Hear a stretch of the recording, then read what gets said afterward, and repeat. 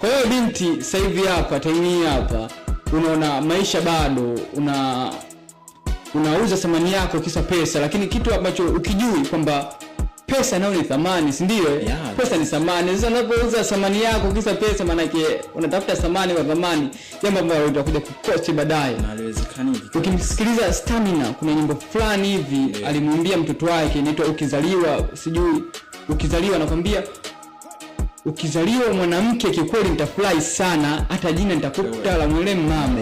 Lakini kuna vitu ambavyo amevitoa kule mbele ambavyo kama binti mwenye akili timamu ukiwa unavisikiliza, kuna lifestyle ambayo unaishi au upati mikumbo ya marafiki. Unajua especially madada wa chuo. Unajua madada wa chuo ndio ambao wanaongoza sana town kuleta matukio ya ajabu. Mara unasikia kuna kitu fulani, video fulani zimevuja, ukifuatilia ni madada wa chuo. So kitu kizuri. Unapotoka nyumbani kijijini kwenda chuo, wazazi wanakuwa wamekuamini wewe, wanajua mwanetu yupo town anapambana.